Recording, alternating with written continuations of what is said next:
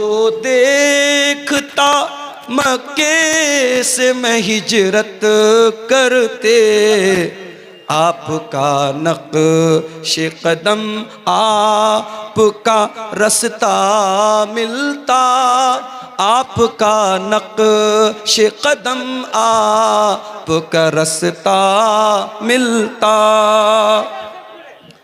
आपको देखता ताइफ में दुआएं देते, यूं मेरे सब्र तहम्मुल को सलीका मिलता, यूं मेरे सब्र तहम्मुल को सलीका मिलता।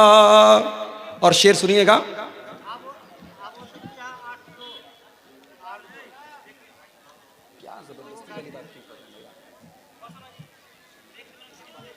आपको सामने रख दे ता मैं सब कुछ लाकर, आपके सामने रख दे ता मैं सब कुछ लाकर, नुसरतें दी के लिए जब भी इशारा मिलता, नुसरतें दी के लिए जब भी इशारा मिलता।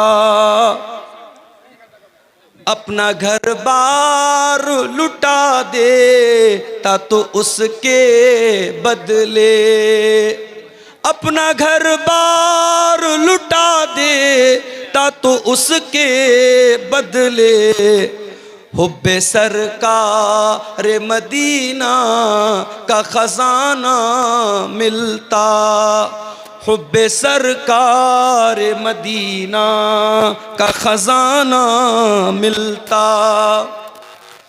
आपके पीछे खड़े हो के नमाजें पढ़ता, आपके पीछे खड़े हो के नमाजें पढ़ता, आपके कदमों के पीछे मुझे सजदा मिलता, आपके कदमों के पीछे मुझे सजदा मिलता।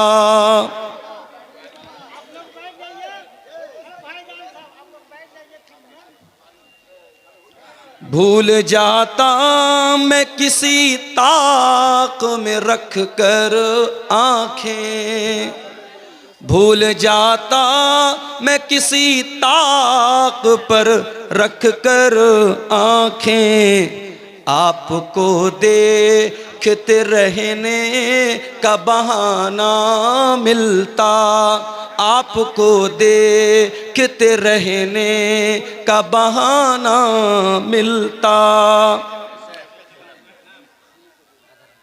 नहीं, अपने घर में वो बहुत पैसे वाला है, लेकिन आपके यहाँ वो सफर में आया था, उसका किसी ने पॉकेट मार दिया, उसका पर्स चोरी हो गया, उसका बैग चोरी हो गया, या कोई आपके घर में मेहमान बन के आया है।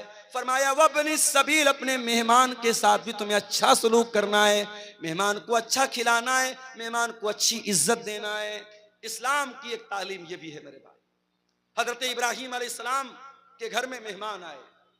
कौन आए? फरिश्ते आए।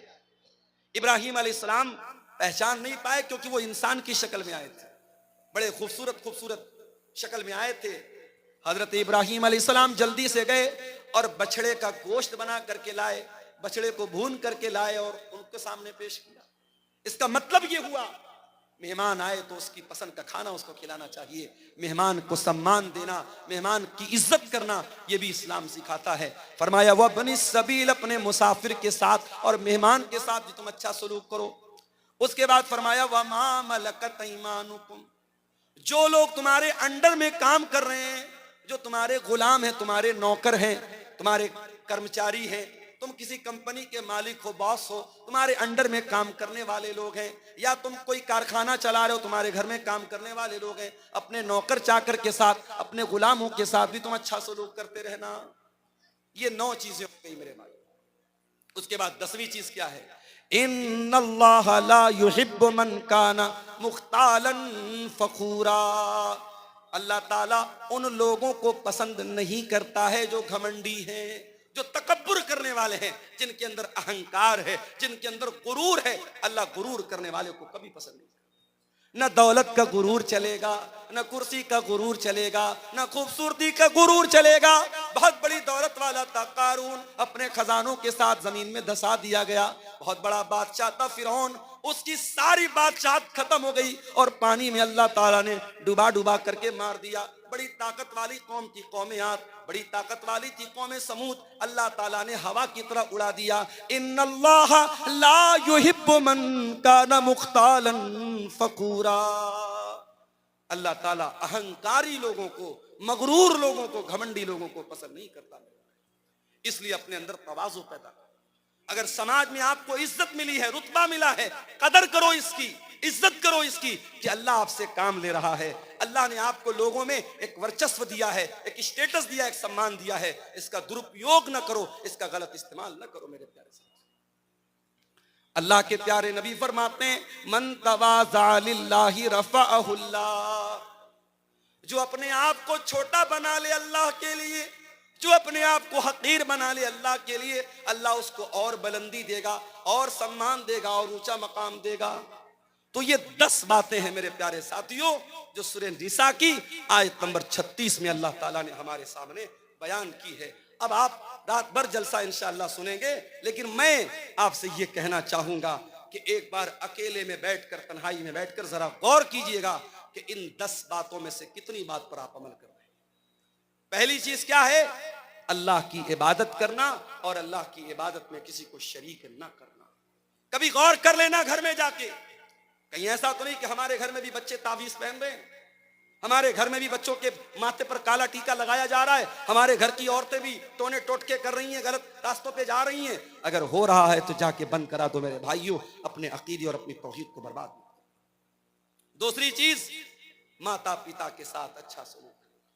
अगर आपके घर में आपके माँ बाप तकलीफ में हैं, आप इस आयत पर अमल नहीं कर रहे हैं, आप जाइए माँ से माफी मांगिए, बाप से माफी मांगिए, और यकीन रखिए जब तक माँ जिंदा है माफी मांग सकते हो, बाप जिंदा है माफी मांग सकते हो। माँ चली गई, बाप चला गया, पछताओगे कि काश मैंने माफी मांग ली होती, काश मैंने अच्छा सलूक किया।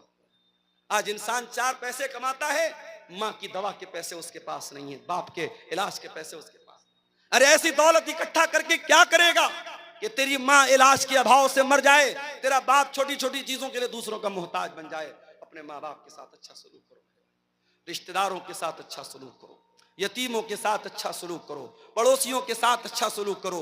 दूर के पड़ोसी हैं या कोई गैर मुस्लिम पड़ोसी है, नॉन मुस्लिम पड़ोसी है, उसके साथ भी आपको अच्छा सलूक करना है। सफर का साथी है, उसके साथ भी आपको अच्छा सलूक करना है। मुसाफिर है, मेहमान है, उसका भी आपको सम्मान करना है। और आपका नौकर, चाकर, गुलाम, लौंडी, उस जमाने में गुलाम लौंडी होते थे, आज के जमाने में नौकर चाकर हैं, इनके साथ भी अच्छा सलूक करना है। और 10वीं चीज ये है, अपने आप को अहंकार और गुरूर से बचाना है। मेरे भाइयों, अब आप आइए, मैं चंदे का काम शुरू कर रहा हूं, आप आते जाइए। और जो अल्लाह ताला ने आपको नवाजा है, मैं जानता हूं आप जलसे में आते हैं, तैयारी के साथ आते हैं और दान देने के लिए आते हैं। मेरे हाथ पे आप मुसाफा करते हुए, जो भी आप इस इदारे के लिए, ये बच्चे कुरान का हिफ्ज कर रहे हैं यहाँ, और अल्लाह के नबी की हदीस है, खैरुकुम मन तअल्लमल कुरान व अल्लमहु, तुम में सबसे बेहतरीन इंसान वो है जो कुरान को सीखता है, सिखाता है। मेरे अजीजों, ये हिफ्ज़ कुरान का मदरसा है, और आप, मैंने देखा कई लोगों ने कुरान भी यहाँ पे मदरसे के बच्चों के लिए दिया है। आप कुरान भी दे सकते हैं, आप रकम भी दे सकते हैं। इन बच्चों के साल भर के तालीम पर और इनके खान पान पर जो खर्च आएगा, उसमें भी आप ताउन कर सकते हैं। आप आगे बढ़िए और इस मदरसे का ताउन मेरे हाथ पे आप करते हुए जाइए। मैं दोनों तरफ से, मैं मेरे भाइयों मजबूरी समझ रहा हूँ, मेरी भी मजबूरी है, जलसे वालों की भी मजबूरी है। हम जानते हैं जलसा चंदे के लिए होता है, इदारे के लिए होता है। कोई भी जलसे वाला ये नहीं चाहेगा इतना बड़ा जलसा और इतना बड़ा पिंडाल लगाने के बाद जो उसका एक टारगेट है जलसे का और मदरसे को जो एक रकम चाहिए, अगर वो रकम ना हो तो ये मकसद फेल हो सकता है। ये हमारे किसी भाई ने 500 रुपया दिया है। आइए आगे बढ़िए, मत बैठे रहिए, उठ करके आइए। मेरे हाथ पे जो भी आप 1000-2000 दे सकते हैं दे करके आइए। हमारे बाद मौलाना हुसैन अहमद सलफी साहब अररिया के, बहुत बेहतरीन मिष्टी जुबान उनकी है, मिष्टी भाषा है, मंगला जुबान के अच्छे मुकर्रिर हैं। ये हमारे किसी भाई ने 100 रुपया दिया है। मेरे भाई, मुसाफिर की दुआ है और एक आलिम की दुआ, खतीब की दुआ है। इंशाअल्लाह अल्लाह ताला इस चंदे को कबूल करेगा और आपको अल्लाह ताला आपके दान के बदले इसको आपके लिए सदक़े जारिया बनाएगा। आगे बढ़िए। हाँ ठीक है, धान हो मकई हो वो भी लिखा सकता है। ये कमेटी के लोग गमछा लेके भी घूम रहे हैं, उनको आप यहां तक आ नहीं सकते। अगर आप अपनी जगह बैठे रहना चाहते हैं, देखिए जो भी 100, 200, 1000 जो भी आप दे सकते हैं चंदा दीजिए। ये मदरसा के चंदे ही का जलसा है, आपको बताने की जरूरत नहीं है। आइए आगे बढ़िए, इंशाअल्लाह ये चंदा, ये दान आपके काम आएगा। आइए मेरे भाइयों आगे बढ़िए। माँ बहनों से भी गुजारिश करूंगा कि आप भी, आपके अंदर भी बहुत जज्बा होता है, अल्लाह आपको भी बहुत जज्बा देता है। अपने सोने के ज़ेवरात उतारिए और भेजिए यहाँ पे, ये मौका बार बार नहीं मिलता है। अल्लाह ताला इन तमाम चंदा देने वालों के चंदे को कबूल फरमाए। इसके हक में जो बीमार हैं अल्लाह उनको शिफा अता फरमाए, और जो लोग भी दे रहे हैं ये चंदा, अल्लाह उनकी रोजी रोटी में बरकत अता फरमाए। मेरे भाइयों, हमारे पास वक्त बहुत कम है, 5-10 मिनट का टाइम हमारे पास और है। आप आइए आगे बढ़िए और इदारे का ताउन करते हुए जाइए। अल्लाह ताला ये 500 रुपया एक और भाई ने दिया है, अल्लाह ताला इनके चंदे को कबूल फरमाए। देखिए, मैं आम तौर से चंदा नहीं करता हूँ, लेकिन आपकी मोहब्बत में और आपके इदारे की मोहब्बत में मैं ये चंदा कर रहा हूँ। आप आगे बढ़िए और मेरे हाथ में आप जो भी दे सकते हैं दे करके जाइए, ताकि जलसे की जो असल मकसद और उद्देश्य है वो पूरा हो जाए। मदरसे की उन्नति, मदरसे की तरक्की, इसके लिए हम আসুন আপনারা একটু দানের দিকে হাত বাড়ান। इधर रास्ता छोड़ दो, जो आना चाहे এখনো দুজন বক্তা আছেন, আসুন আপনারা। आगे बढ़िए। মৌলানা কোনোদিন দান নেন না, কিন্তু আজকে আপনাদের কাছ থেকে যখন চেয়েছেন তো আপনারা দিল খুলে ওনার হাতে দান করুন। आसन आसन आसन आसन दान दिन। आइए, माशाअल्लाह, अल्लाह ताला कबूल करे। এই প্রজেক্ট এ वाला अल्लाह मगफरत এই यूट्यूबर सब हटाओ, उनका हटाओ, लोगों को आने दो। माशाअल्लाह। देखिए, मैं रास्ता खाली करो, रास्ता जो आ खाली रहा करो। है मैं कबूल कर रहा हूँ। आप आइए, अपनी कैपेसिटी के हिसाब से जो भी अल्लाह ने आपको नवाजा है आप यहाँ चंदा दीजिए। अल्लाह आपके दान खैरात को कबूल फरमाए। और आप सब सुकून से बैठिए। जलसे को संभालना हमारी जिम्मेदारी, हमारे गांव का जलसा है, हम सब का कर्तव्य है जलसे को बर्बाद नहीं करना। आप आइए चंदा। रिश्तेदारों के साथ भी अच्छा सलूक करो। कोई तुम्हारा भाई है, कोई तुम्हारा चाचा है, कोई तुम्हारा ताया है, कोई तुम्हारा दादा है, कोई नाना है, कोई ससुर है। ये जितने रिश्तेदार हैं तुम्हारे, ये रिश्ते तुमने नहीं बनाए, ये रिश्ते अल्लाह ताला ने बनाए हैं। अपने इन रिश्तेदारों के साथ भी तुम अच्छा सलूक करो, उनकी खुशी में शामिल हुआ करो, उनके गम में शामिल हुआ करो। कुछ नहीं कर सकते तो कम से कम मीठे अल्फाज बोल दिया करो, ताकि उनके दिल को खुशी मिल जाए, उनके दिल को तसल्ली मिल जाए। अल्लाह के नबी के पास एक आदमी आया, उसने कहा, अल्लाह के नबी, मेरे कुछ रिश्तेदार हैं, मैं उनके साथ अच्छा सलूक करता हूँ, लेकिन वो मेरे साथ बुरा सलूक करते हैं। मैं उनके साथ नरमी का व्यवहार करता हूँ, वो मेरे साथ बदतमीजी करते हैं। अल्लाह के नबी, मुझे क्या करना चाहिए? आपने फरमाया, जैसा तुम बयान कर रहे हो, जैसा तुम बता रहे हो, अगर तुम अपने रिश्तेदारों के साथ ऐसा ही कर रहे हो, फकअन्नमा तुसिफ़ुहुमुल मल्ला, तो तुम उनके मुंह में जहन्नम की आग की राख भर रहे हो। यानी तुम तो अच्छा काम कर रहे हो, लेकिन वो बदतमीजी करके, वो गलत काम करके, वो तुम्हारे साथ गलत सलूक करके अपने आप को जहन्नम का हकदार बना रहे हैं। उसके बाद अल्लाह के नबी ने फरमाया, ऐ मेरे सहाबी, तुम जब तक अपने रिश्तेदार की मदद करते रहोगे, उसका सपोर्ट करते रहोगे, उसके साथ अच्छा सलूक करते रहोगे, अल्लाह का एक फरिश्ता हर वक्त तुम्हारे साथ रहेगा, तुम्हारी मदद करेगा। इसलिए मेरे भाइयों, रिश्तेदारों के साथ अच्छा सलूक। जब आप दान देने के लिए निकले, जब आप ज़कात बांटने के लिए निकले, जब आप गरीबों की मदद करने के लिए निकले, तो पहले नजर दौड़ाओ कि मेरे रिश्तेदारों में, मेरे खानदान में, मेरे करीब के लोगों में कहीं ऐसा तो नहीं कि कोई ज़कात का हकदार है, कोई सदका खैरात का हकदार है, कोई मदद का हकदार है, कोई ऐसा है कि हम उसकी सहायता कर सकते हैं, उसकी मदद कर सकते हैं। अगर कोई रिश्तेदार है तो पहले उसकी मदद करो।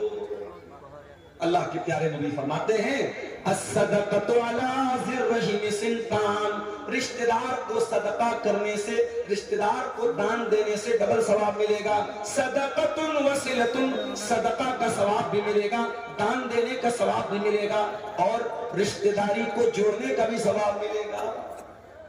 आप लोग तो गांव के रहने वाले हैं, गांव में तो अभी भी बहुत अच्छे हालात, शहर के हालात बहुत बुरे हैं।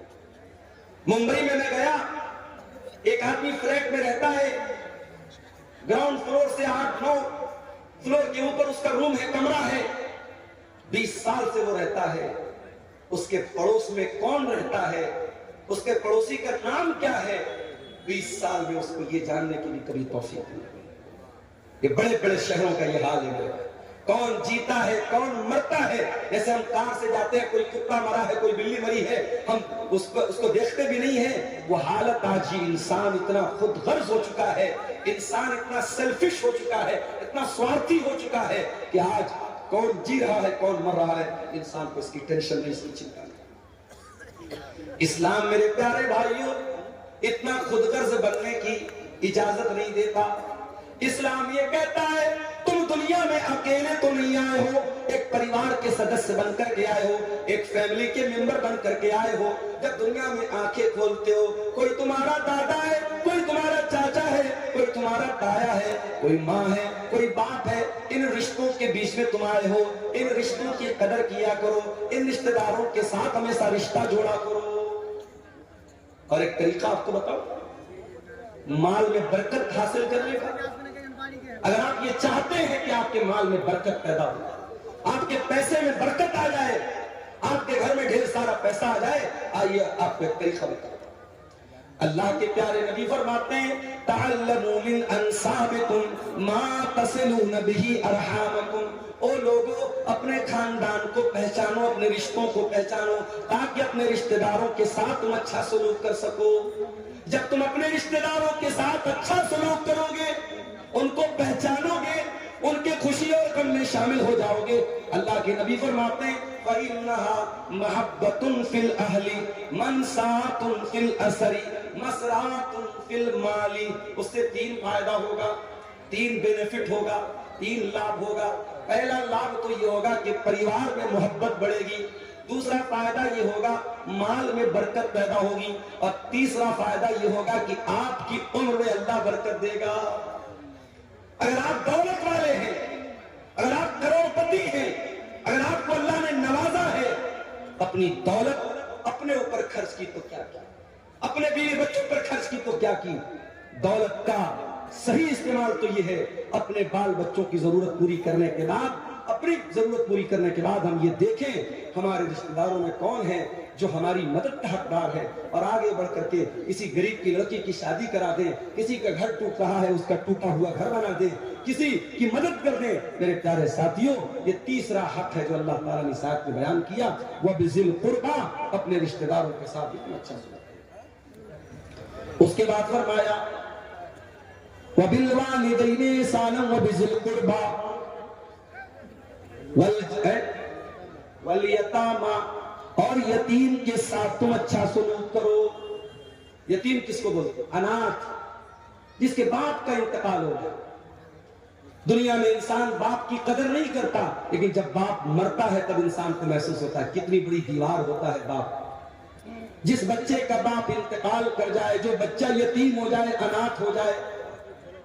आज मदरसों में देखो अनाथ बच्चे पढ़ते हैं, जिन बच्चों के बाप जिंदा है वो घर से फोन करते हैं, बच्चों की हाल चाल लेते हैं, बच्चों को पैसा भेजते हैं, कभी कभार मिलने के लिए आते, बच्चों को टॉफी देते हैं, सामान दे देते हैं। सोचो उन्हीं बच्चों में जो बच्चा अनाथ है, जो बच्चा यतीम है, वो बेचारा अपने आप को कितना बेबस महसूस करता है। सारे लोगों को प्यार करने के लिए उनका बाप मौजूद है, मेरा कोई बाप नहीं है, मेरे बाप दुनिया में नहीं है। इसलिए अल्लाह ताला यतीम के साथ, अनाथ के साथ अच्छा सलूक करने का हुक्म देता है। फरमाया वल यतामा, और अपने यतीमों के साथ तुम अच्छा सलूक करो। और माशाअल्लाह देखिए, बच्चा लाया है शादी का कोई सामान, कौन दिया बेटा? चलिए, अल्लाह ताला जिसने भी इस बच्चे को के जरिए भेजा है, अल्लाह उसके चंदे को कबूल फरमाए और उसके हक में सदका जारिया बनाए। मेरे भाइयों, वल यतामा, यतीम के साथ अच्छा सलूक करो। मैं आपको क्लियर बता दूं, तकरीर के आखिरी 10 मिनट इंशाअल्लाह मैं चंदा भी करूंगा। 2000 रुपया है किसके नाम से? रफीक आलम साहब ने 2000 रुपया दिया है। अल्लाह इनके चंदे को कबूल फरमाए। मेरे भाइयों, यतीम अगर कोई बच्चा है, हो सके तो उसके सर पे हाथ फेर।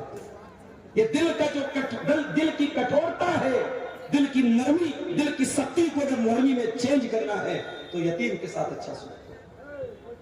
एक सहाबी अल्लाह के नबी के पास आए, कहा अल्लाह के नबी, मुझे अपना दिल बहुत कठोर महसूस होता है, दिल बहुत सख्त महसूस होता है। आपने फरमाया, जाओ इमसा बिरासिल यतीम, किसी अनाथ के सर पर हाथ फेर दो, किसी यतीम के सर पर हाथ फेर दो, किसी यतीम की मदद कर दो, किसी यतीम के खाने का इंतजाम कर दो, तुम्हारे दिल की कठोरता दूर हो जाएगी। आज मसला तो यही है मेरे भाई, हमारे दिल कठोर हो चुके हैं, हमारे दिल सख्त हो चुके हैं। इस दिल में ना अल्लाह की मोहब्बत है, ना रसूल की मोहब्बत है, ना कयामत का डर है, ना आखिरत का डर है, न जन्नत की तलब है, न जहन्नम से बचने का जज्बा है। तो यतीम के साथ अच्छा सो। हमारे नबी तो यतीम थे, पैदा हुए तो बाप का साया न था। 6 साल की उम्र में मां के साथ जा रहे थे, रास्ते में मां का भी इंतकाल हो गया। मेरे नबी 6 साल की उम्र में डबल यतीम हो गए, मां भी नहीं बाप भी नहीं। मेरे नबी से बढ़कर के यतीम की पीड़ा को कौन समझेगा, यतीम के दर्द को कौन समझेगा। इसीलिए अल्लाह के प्यारे नबी फरमाते हैं, अना वकाफिरुल यतीम कहातैन, मैं और यतीम की परवरिश करने वाला, मैं और यतीम को पालने वाला, यतीम का भरण पोषण करने वाला। कयामत के दिन ऐसे आएंगे। आपने अपनी दोनों उंगलियों से इशारा किया। इसलिए यतीम, अगर आपके समाज में, आपके गांव में कोई बच्चा यतीम है, हो सके तो उस यतीम की परवरिश अपने जिम्मे ले लो। नहीं ले सकते उसके मदरसे का खर्चा अपने जिम्मे ले लो। नहीं कर सकते तो कम से कम देखो कि उसका बेहतर भविष्य बनाने के लिए, उसका अच्छा मुस्तकबिल बनाने के लिए क्या कर सकते हैं आप। यतीम के साथ अच्छा सो।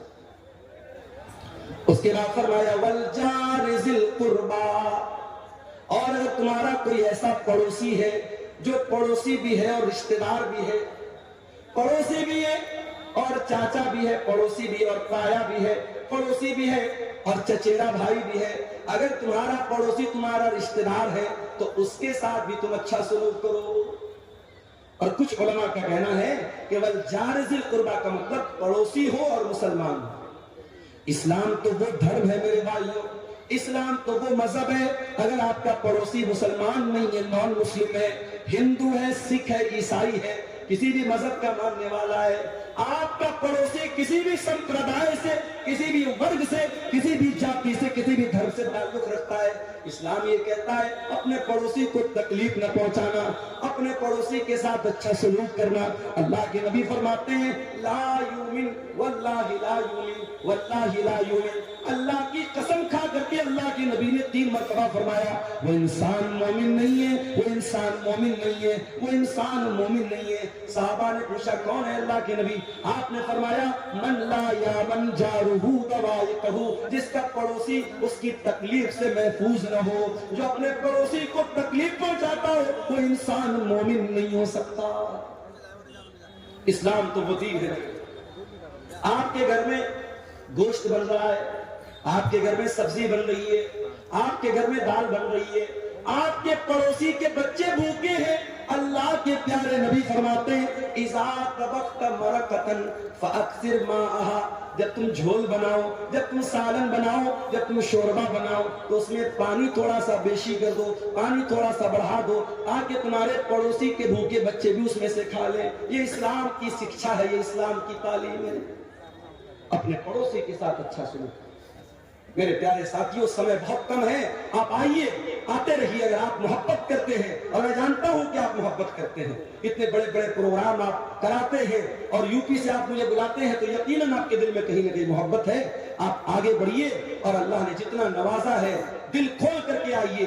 ये माल, ये दौलत दुनिया में रह जाएगा, लेकिन इस मदरसे में और कुरान पढ़ने वाले इन बच्चों को आप जो दान देके जाएंगे इंशाअल्लाह वो आपको काम देगा, आखिरत में काम देगा। और हमारी दुआएं आपके साथ रहेंगी। आप आते रहिए और मुसाफा करते हुए यहाँ मदरसे को दान देते जाइए। मेरे प्यारे साथियों, मैं कुरान की सूरह निसा की आयत नंबर 36 पढ़ रहा हूँ और इस आयत में 10 बातें अल्लाह ताला ने बयान की है और इन 10 बातों को आपके सामने रख रहा हूँ। अल्लाह की इबादत करो, अल्लाह के साथ किसी को शरीक मत करो, माता पिता के साथ अच्छा सलूक करो और रिश्तेदारों के साथ अच्छा सलूक करो और यतीमों के साथ अच्छा सलूक करो। उसके बाद कहा वल जार ज़िल कुर्बा, उस पड़ोसी के साथ अच्छा सलूक करो जो पड़ोसी तुम्हारा रिश्तेदार है। उसके बाद फरमाया वल जारिल जुनुबी, और उस पड़ोसी के साथ भी तुम अच्छा सलूक करो जो पड़ोसी तो है मगर अजनबी है, तुम्हारा रिश्तेदार नहीं है, तुम्हारा रिलेटिव नहीं है, तुम्हारा संबंधी नहीं है।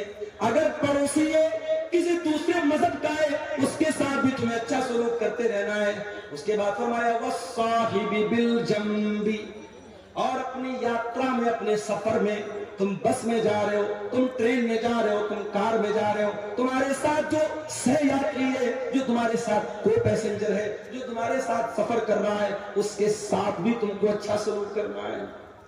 यहाँ ट्रेन पर हम देखते हैं साहब ट्रेन के डब्बे के बीचों बीच जाए नमाज बिछा करके नमाज पढ़ने लगते हैं। गलत है, ये इस्लाम की शिक्षा नहीं है। किसी दूसरे का आप आना जाना बंद करके उसका रास्ता बंद करके आप नमाज पढ़े। किसी ने वीडियो बना के वायरल कर दिया तो एक दो जगह केस भी हो गया, वो केस न भी हो तब भी इस्लाम की ये शिक्षा नहीं है। मेरे भाई, आप ट्रेन में हैं, अगर आप रिजर्वेशन करा के जा रहे हैं और आप आराम से अपनी सीट पर बैठ करके नमाज पढ़ सकते हैं, अपनी सीट पर बैठ करके नमाज पढ़ लीजिए, कोई मसला नहीं। उलमा का फतवा मौजूद है, ट्रेन की सवारी हमारे अपने कंट्रोल की सवारी नहीं है।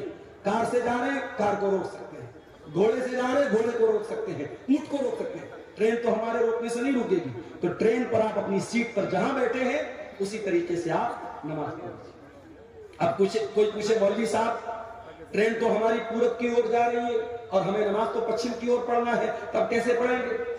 अगर पॉसिबल है, अगर ट्रेन पर अपनी सीट पर बैठे बैठे आप पश्चिम की तरफ किबला की तरफ मुंह करके नमाज पढ़ सकते हैं तो कोशिश करके पढ़ लीजिए। और अगर पॉसिबल नहीं है, अइनमा तुवल्लू फसम्मा वजहुल्लाह, ट्रेन में मजबूरी की हालत है, आपको जिधर सहूलत हो उधर मुंह करके नमाज पढ़ो। और अगर ट्रेन की सीट पर बैठे बैठे नमाज पढ़ना पॉसिबल नहीं है और रास्ते में कोई स्टेशन आता है जहां 15 मिनट 20 मिनट गाड़ी रुकती है और स्टेशन पर किसी कोने में आपको जगह मिलती है, वहां पढ़ लीजिए। और अगर ये भी पॉसिबल नहीं है तो फिर आप अपनी जर्नी को खत्म करने के बाद, अपनी यात्रा को खत्म करने के बाद, जब आपका लास्ट स्टॉपेज आए, जब आप अपनी मंजिल पर पहुंचे तो ट्रेन में जितनी नमाज छूटी है पढ़ लें। हालात आप देश के देख रहे हैं मेरे प्यारे साथियों, इस्लाम ये तालीम नहीं देता है आपकी नमाज से किसी को तकलीफ पहुंचे, आपकी जात से किसी को तकलीफ पहुंचे। फरमाया वस्साहिबी बिल जंबी, अपने सफर के साथी के साथ भी अच्छा सलूक करो।